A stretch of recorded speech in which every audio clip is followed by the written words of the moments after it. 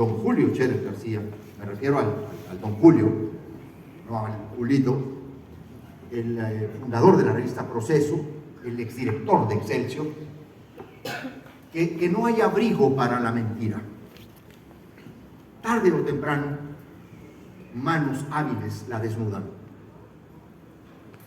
Y es lo que ha hecho Ricardo Rafael en un relato extraordinario de acuciosidad periodística, de ética periodística, de compromiso con la justicia, porque este libro, más que descubrir una gran simulación, una gran fabricación y la relación entre esa simulación, esa fabricación y el poder, es una justicia a las víctimas que han esperado por muchos años, varias de ellas en prisión, sin sentencia en primera instancia y otras en última. Es un libro que hace justicia a las víctimas porque les da voz de una manera extraordinaria. Porque combina además Ricardo Rafael este estilo literario de uso del lenguaje para que cosas tan densas como las cuadraturas del derecho y los procesos penales se nos hacen accesibles y se nos hagan asequibles, entendibles. Y esa es una gran virtud de este texto, que pone a hablar a los actores, a las víctimas, a todos los diferentes actores, y nos introduce en las realidades que han pasado. Y pues al final del día, yo tengo que adelantarme. Yo no le tengo miedo a eso que le llaman que el spoiler, yo sé que la gente que va a comprar no va a comprar, y además apúrense porque aquí hay pocos, no va a haber ahora para todos lamentablemente, pero vamos a pedir más. Además hoy tenemos un precio especial de 360 pesos solo por motivo de la presentación. Estamos en ganga. Bueno, el asunto es, se me fue preparando una sentencia sobre un recurso de atracción que hizo la Corte en el caso de Juana Hilda González. Y sobre todo antes de que cambie la Corte. Nosotros somos partidarios de la reforma judicial, pero no sabemos cómo nos va a salir al final. Entonces la verdad es que pues mientras, de una vez que resuelvan los que están, antes de que se vayan. Por aquí hay algún actor de la Corte que anda por aquí, que puede llevar ese mensaje. La librería podría ser un esfuerzo. No somos muy dados a andar dando libros de regalo ni descuentos porque estamos empezando, pero a Gutiérrez Ortiz Mena le podríamos regalar. ¿Sí estás de acuerdo? Te lo mandamos. Hay una frase en este libro que dice para mí muchas cosas. Bueno, hay dos. La primera, bueno, esa es una pregunta que yo le voy a hacer en el diálogo que vamos a entablar con Ricardo Rafael, pero aquí hay una frase que para mí es brutal, que sintetiza muchas cosas. Resulta obvio decir que sin la dimensión política de esta crueldad, el daño habría sido menor. La combinación fue funesta.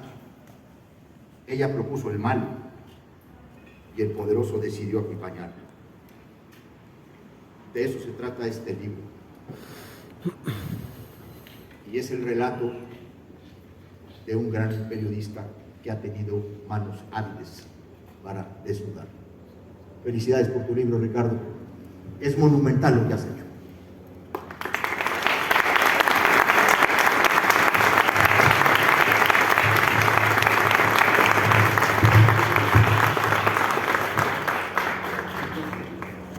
Bueno, es mi turno. Vamos a hablar de un caso terrible y yo quería comenzar hablando de la amistad, porque solamente así es que uno puede atravesar el infierno. Supongo que es lo que Dante le habría dicho a Virgilio, guardar las debidas proporciones. Pues ahora sí, si quieres comenzamos con la conversación. Muchas gracias, Marisa, muchísimas gracias. David, gracias, Amor. Yo quiero empezar por preguntarle a Ricardo Rafael. Sé cómo se inicia su interés por el caso Wallace, por los hechos que ocurrieron el 12 de julio de 2002, de 2005, porque con eso dice Vanessa que es por arriba. Habría dos respuestas, una mucho más cerebral y otra mucho más conectada a los ventrículos del corazón. Déjame comenzar con la más cerebral. En efecto, igual que tú, por razones muy arbitrarias me hice abogado, tuve el título de Derecho, el tema de las leyes y la justicia me ha importado siempre. Y soy un convencido de que por más discurso democratizador que hubo en este país, pues hubo un ámbito que la democracia no tocó con el más breve de sus vientos, y fue justamente el de la justicia. Esto que es tan básico como la igualdad de la ley, ¿no?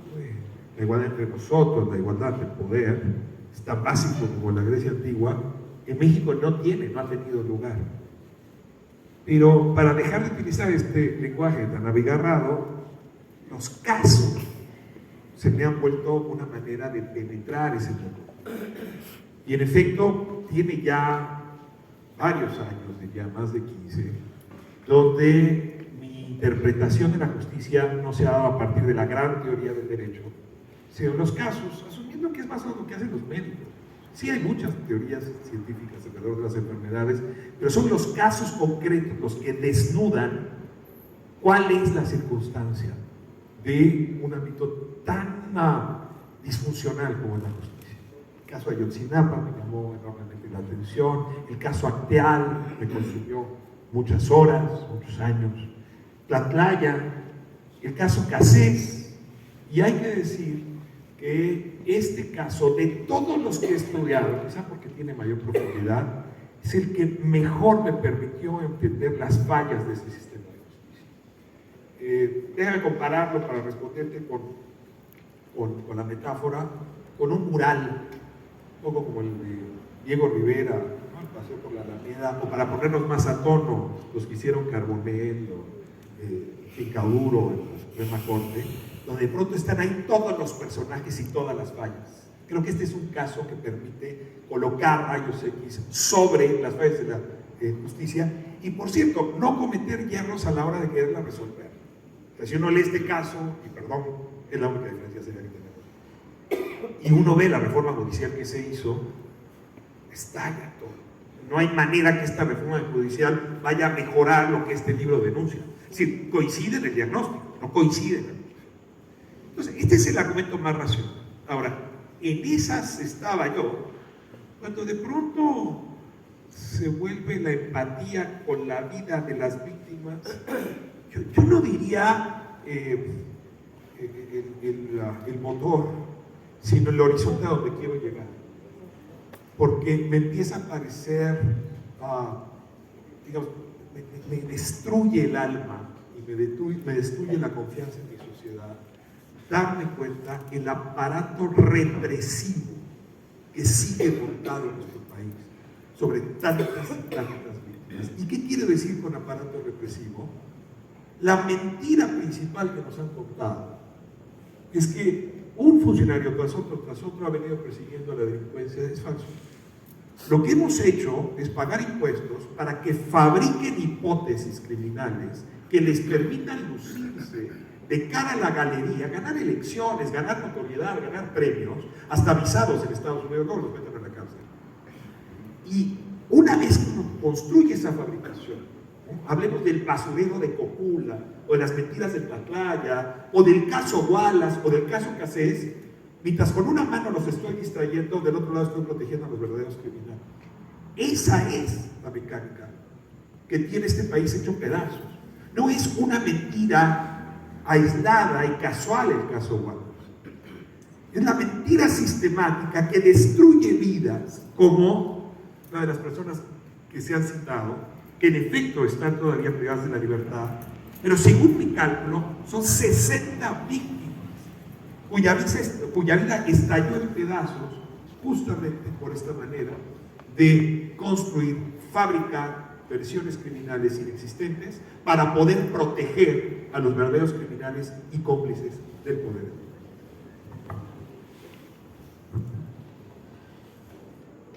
El día que anuncias finalmente al público que iba a salir este libro en tu columna de Milenio, ese día, acaso un día o dos después, muere, entre comillas, Isabel Miranda. Y yo siempre he tenido esta versión dicotómica en mi cabeza. No estoy muy segura si fue una buena noticia, porque quita de en medio un obstáculo importante en el camino para la obtención de justicia por parte de estas víctimas y sus familias, o si más bien lo complica más, porque ya no hay una sola persona imputable de la mentira, sino que la responsabilidad se difumina. Entonces, entendiendo yo tu obra, fabricación, como dos cosas, como una obra periodística muy impresionante para aquellos que, además, quiero decir que cuando yo conocí a Ricardo Rafael, destaqué sobre todo su rechazo a ser considerado abogado. Él reconocía haber estudiado Derecho, pero no se sentía muy orgulloso de haberlo hecho, y acaso nos sucede mucho a ¿Crees que derivará ese hecho en el futuro del expediente judicial?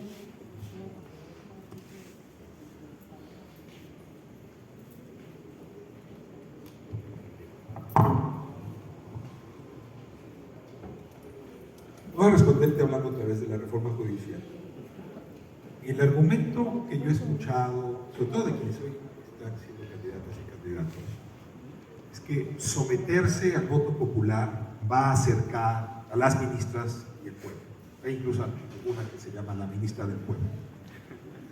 Yo no sé si eso va a pasar, pero estoy convencido que la distancia entre la justicia y la gente está construida de muchas maneras, con muchos materiales, con muchos argumentos.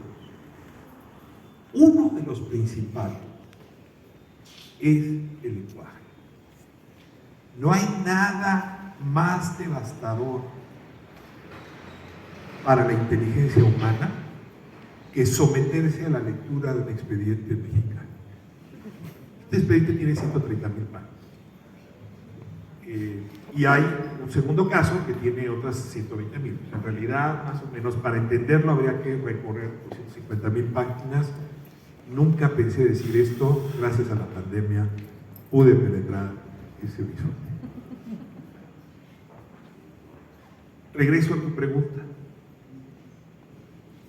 Me prometí a mí mismo que iba a traducir ese expediente al lenguaje llano, y que ese era un acto democratizador. La literatura democratiza el lenguaje construido por los operadores del derecho, que les han entregado desde la época del Santo Oficio el control sobre las instituciones, sobre lo que discuten. Inténtenlo un segundo, entrevistar a alguno de los candidatos a la Corte, y llevo ya como 12. No hay manera de entender lo que están diciendo a partir de la segunda frase.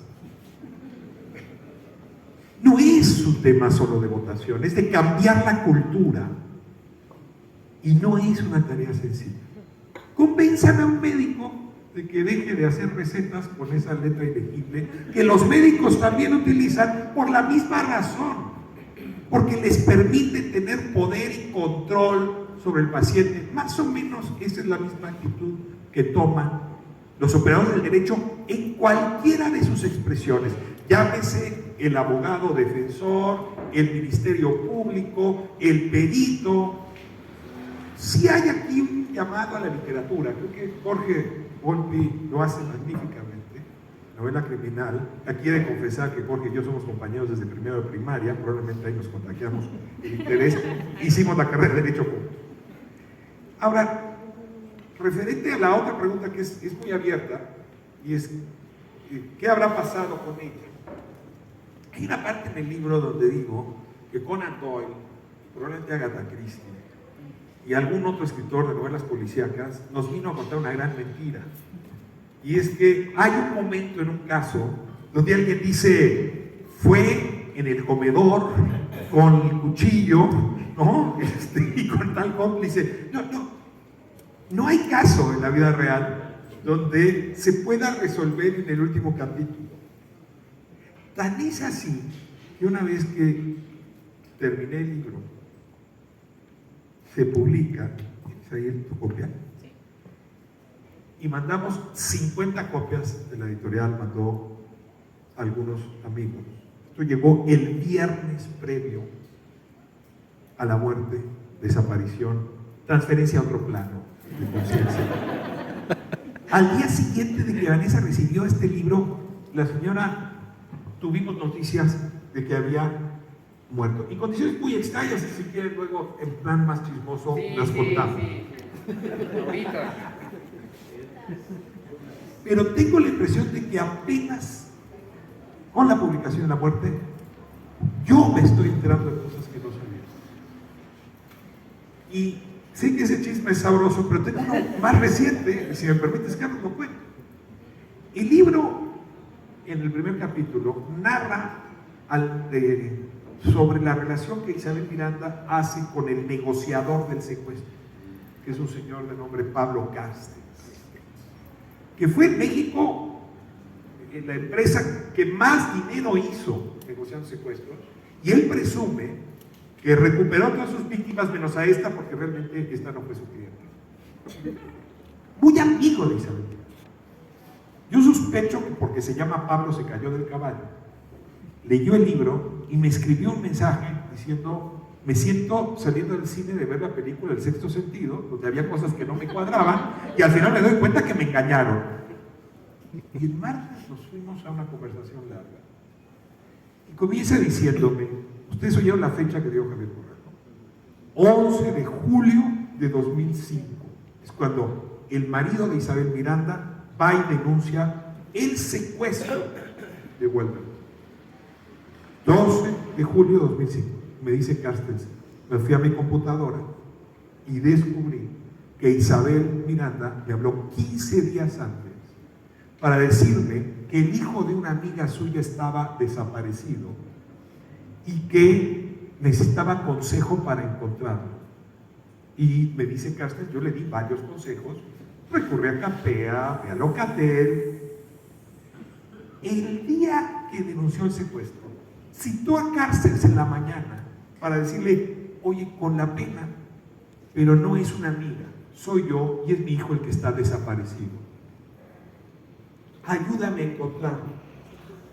Ese día en la noche fue y declaró que lo habían secuestrado y que probablemente lo habían matado. Venía por lo menos 15 días antes fraguando la hipótesis criminal que luego se reveló. Esto me lo cuenta el actor arrepentido, y con esto quiero regresar a lo que decías.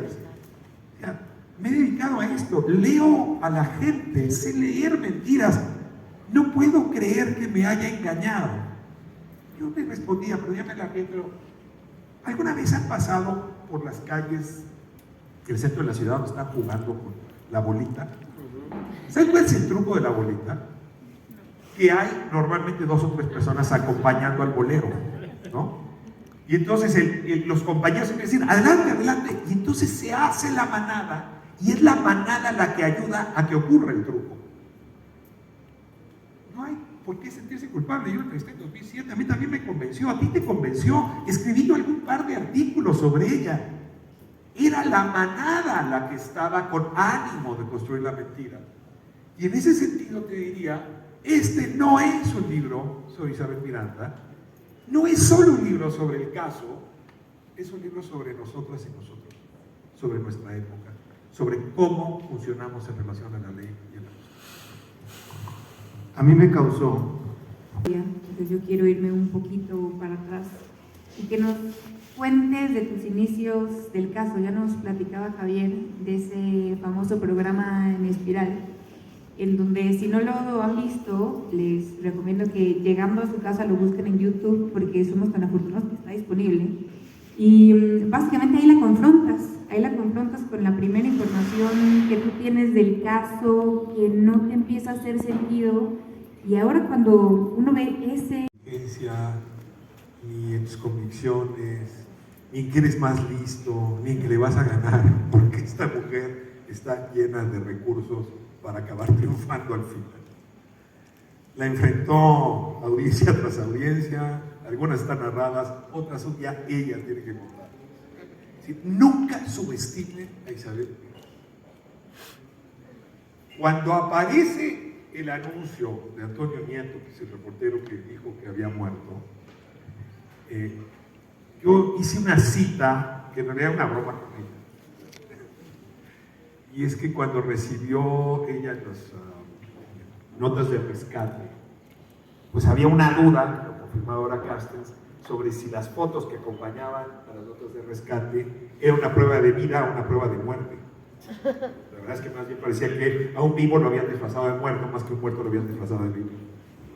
Y entonces ella puso una, por recomendación del propio Carstens, ahora me lo confirma, una esquela en un periódico. Y entonces el Universal, firmado por la familia Zamora, y pone: yo como Santo Tomás, ver para creer. Y eso puse yo en mi Twitter. Para quien me estaba preguntando, yo como Santo Tomás, 2 puntos, ver para creer. En realidad estaba citando a ella, ya me faltó poner abajo Isabel, pero ya no fui tan lejos. Luego un amigo tuyo, espero que no quede siendo amigo, Javier Lozano, que inmediatamente reacciona y me dice, gracias por ver. No tienes madre, me contesta Javier Lozano. Ahí sí le reclamé porque les dicen el saco de pus. Una cosa horrible, como le dicen, pero así le dicen. Así es. A ver, en México tembló el 19 de septiembre de 1985 y la Ciudad de México volvió a sufrir un temblor el 19 de septiembre de 2017. Esas coincidencias pasan, pero qué coincidencia más afortunada. El libro salió el viernes. Ella trasciende el sábado y el martes la madre de la segunda hija de Hugo Alberto iba a un consulado en Estados Unidos a ratificar su testimonio de que ella habló con Hugo Alberto año y medio después de su supuesta muerte.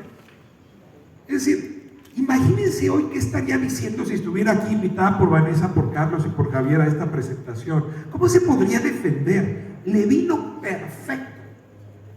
Y luego hay errores en este tema, como decir que murió en el ABC, y cuando empiezo yo a avanzar y me doy cuenta que en el ABC no hay registro de entrada y de salida, aparece el acta de defunción y resulta que no, que murió en nutrición. Entonces, ¿por qué dijeron que murió en el ABC? Y todo es muy extraño. A lo mejor sí en efecto murió, pero si la pregunta que me haces es, ¿sería capaz de fingir su muerte? Claro que sí. Es verosímil que la pudo haber fingido. 2, Hugo Alberto, ¿no?, está vivo. Lo único que puedo responder es, estoy seguro que está con su madre.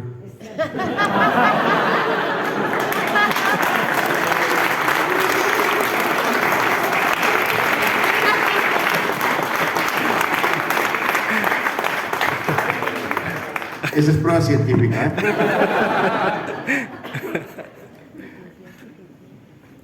Yo tengo una pregunta adicional. Es que acabas de decir que no hay que subestimar a Isabel Miranda de Wallace. Y a mí me sobrecoge un apunte en este libro, porque lo he pensado mucho y porque a mí me ha tocado también en algunas etapas enfrentar enemigos inescrupulosos.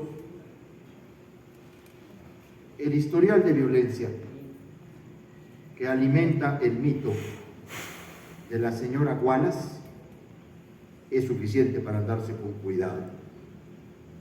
¿No te lo tomas para ti?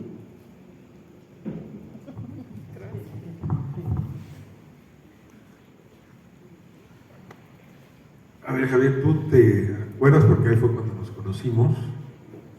De un libro, ese sí fue estrictamente periodístico, que intentaba descifrar el fenómeno del Mestre Gordillo.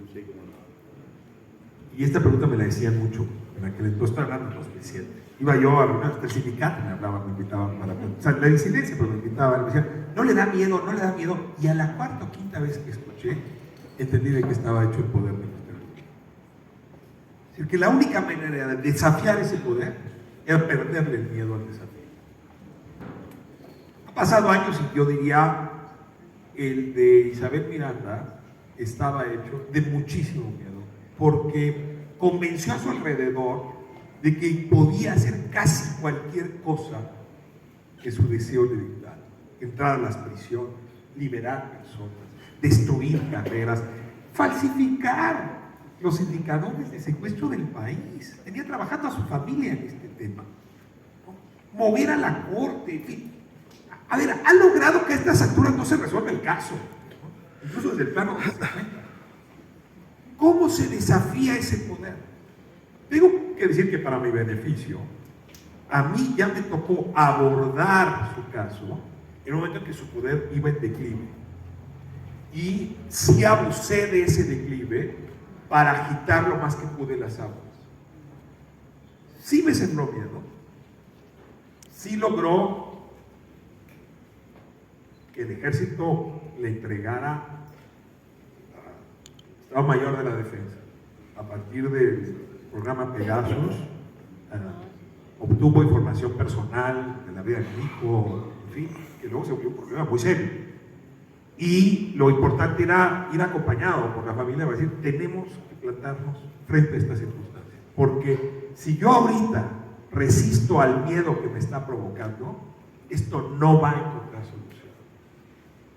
No sé si sea un consejo de vida para quien hoy nos acompaña aquí para ustedes, pero al final, del otro lado, esa resistencia acaba funcionando.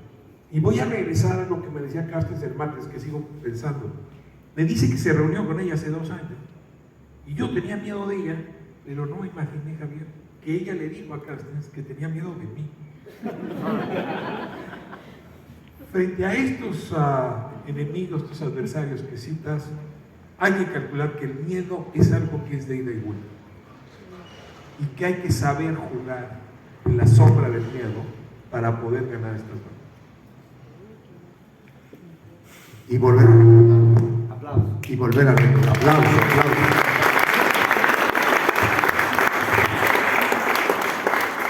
Volver a recordar que la libertad empieza cuando a uno se le termina el miedo. Y ahí tomamos mucha fuerza para muchas cosas.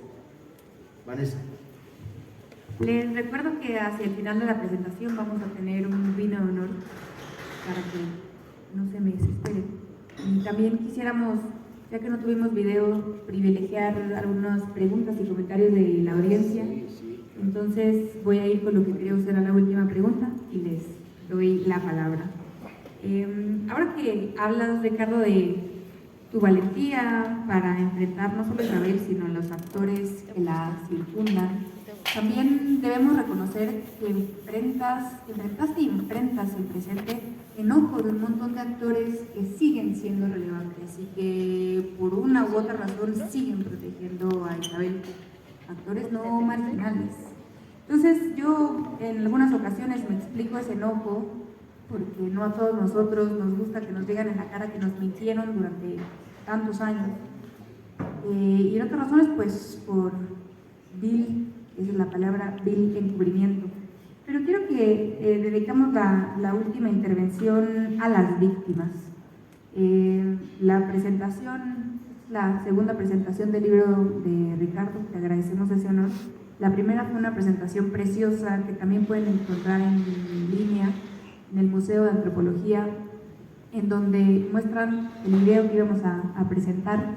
Me disculpo por las fallas técnicas, pero en este video aparece una de las víctimas, Brenda Quevedo.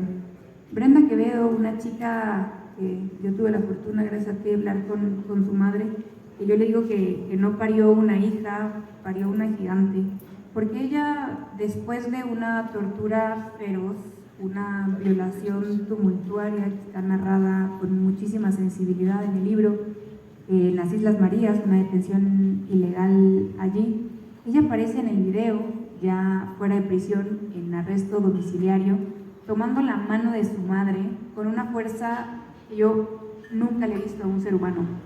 Es una mujer que ha sufrido, como lo que yo no creo que nadie aquí presente haya sufrido, y sin embargo tiene un amor y una fortaleza para proteger a su madre conmovedora.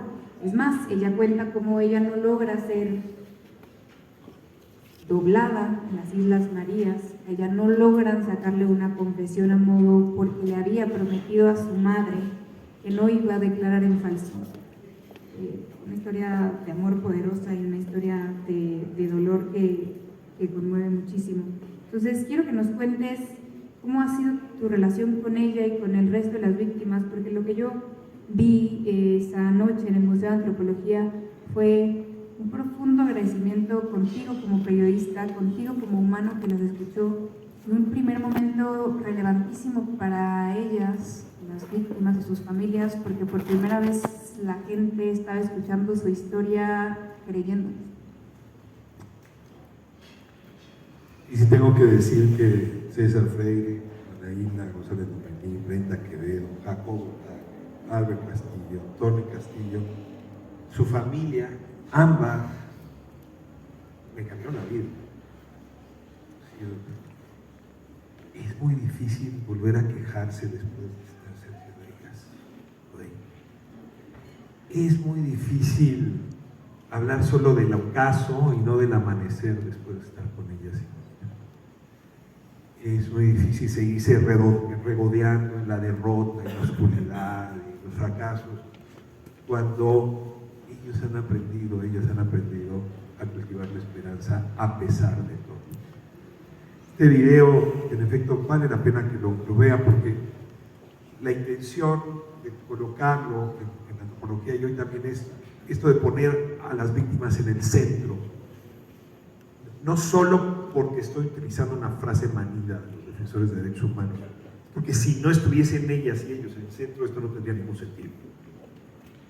Y si lo que ellas y ellos han aprendido de la vida, de la lucha, de la esperanza, ¿lo ponemos? a mí me gustaría mucho la conversación con la gente, y si quieres al final, quien quiera, con el vino puede. Exactamente, ir viéndolo ya una vez que... Entonces, lo que quiero decir es, poner a la víctima en el centro es la transformación que le ocurre a quien observa la lucha que ha dado la víctima. En esta declaración que Vanessa recuerda, es cuando Brenda narra ese último momento donde está abandonando la caseta de la Secretaría de la Marina, que está frente a un montículo de guano, la punta del morro. Hay un acantilado enfrente, y después de que han abusado de ella de las maneras, y de manera indescriptible, irrepetible. Tengo que decir que ese texto en efecto tiene algo de pluma mía, pero es que Brenda lo escribió antes. Fuertísimo. Y Brenda lo que dice es, esto ya se acabó. Después de esto solo me falta saltar por ahí y brincar al acantilado. Y entonces en ese video ella dice, y qué bueno que no lo hice, pero todavía no sé muy bien por qué no lo hice. Porque la pregunta es clave, es, ¿por qué no saltar del acantilado? ¿Pero qué es lo que la víctima le enseña? ¿Cuáles son los motivos, las razones, los argumentos esenciales que te hacen no saltar al vacío? Y esto conecta muy rápido con lo que dijiste hace un momento. Sí, hay colegas míos, periodistas sobre todo, funcionarios públicos que me he encontrado en estas fechas, en fin, que me ven como si yo fuera un apestado, ¿no? Como si alguien me hubiera pagado por hacer este libro, porque lo que quiero, como me lo dijo claramente, es meter a Felipe Calderón a la cárcel. Porque alguien me pagó, ¿no?, para perseguir a estas personas. Uno me decía, pero de plano, ¿tú te parece que lo que sigue es perseguir a todas estas gentes. Y claro, que me lo está preguntando es alguien que compartía el pan y la sal con Isabel y que no estaría dispuesta, olvídese, a ser perseguido, a resultar ser apestado por haber tenido una relación con ella. No están dispuestos a regresar sobre sus pasos. Y yo me vuelvo a preguntar, ¿y las víctimas? Porque si no pongo a las víctimas en el centro, tu pregunta tiene lugar. ¿Y las víctimas? Y en ese sentido, este trabajo no está terminado hasta que no nos acompañen un día ellas a compartir el pan y la sal.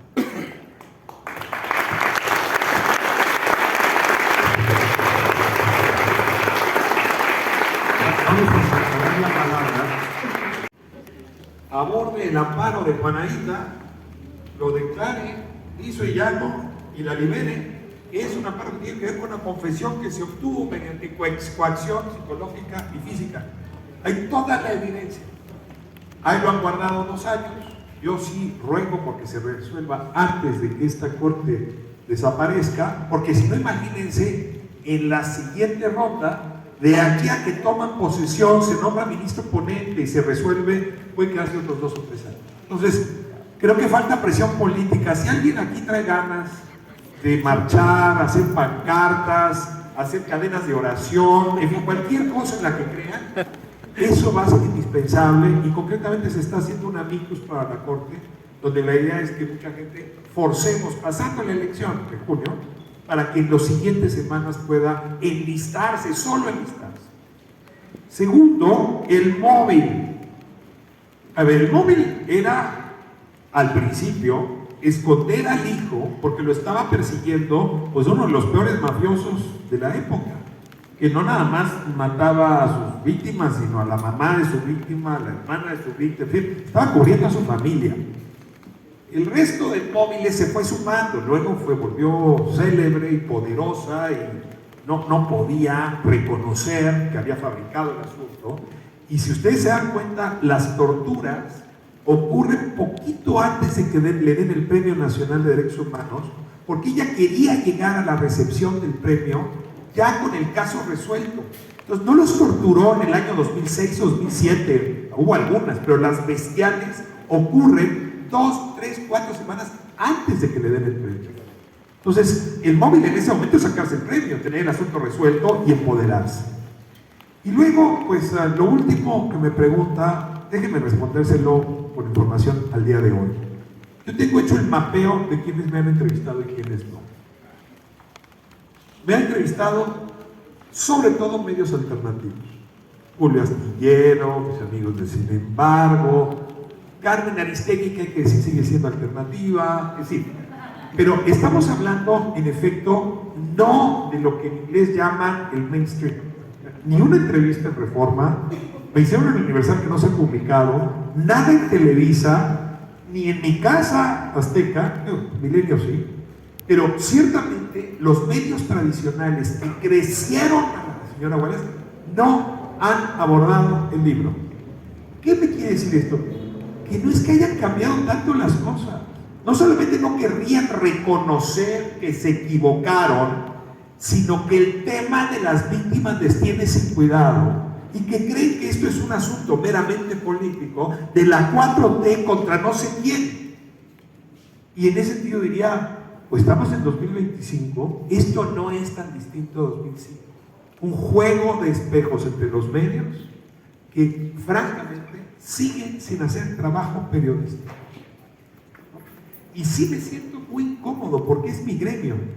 Ser de los abogados me ha alejado y me ha acercado, pero mi gremio, el del periodismo, el oficio más bello del mundo, decía García Márquez, no hace el trabajo. Ya olvídense con este caso, con la enormidad de casos similares que hoy pueblan las cárceles. Y no quería cerrar mi intervención sin mencionar. Son miles de mujeres que hoy pueblan las cárceles de este país, habiendo sido acusadas de secuestro o de crímenes relacionados con la delincuencia organizada que no tuvieron nada que ver. Si ustedes visitan el Ceferezo 16, donde se han estado suicidando en los últimos 3 años, se van a encontrar a muchas Brendas Quevedo. Y es Brenda la que lo dice. O Keren Ordóñez, que acaba de salir ahora después de 9 años de haber sido acusada y separada de su bebé cuando tenía 1 mes. Son miles. ¿Dónde están los medios respecto a este tema? En ninguno. Y en ese sentido sí ruego que este periodismo sirva para inspirar a las siguientes generaciones que no cometan el error de mi generación.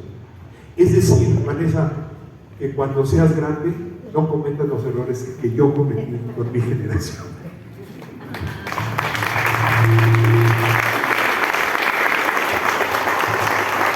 Autor, escritor, periodista mexicano, Ricardo Rafael, su presencia en Santa Clara.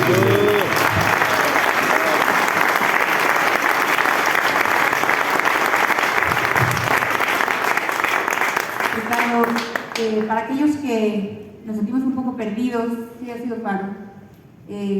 Para mí que comparto contigo profesión, pasión, sí es para mí camino y asumo que muchos se sienten identificados conmigo. Te agradezco profundamente habernos acompañado hoy, pero sobre todo el libro, porque me da la estampa que necesito para entender mejor la reforma judicial, porque de eso tendríamos que estar hablando en torno al caso Wallace, la reforma judicial que hoy en 40 días estaremos votando. Les recuerdo, para cerrar, que no solo tenemos fabricación disponible, deben quedar muy poquititos, entonces vayan corriendo aquellos que no lo tengan. Tenemos también Hijo de la Guerra, que si ustedes ya malamente compraron fabricación fuera de San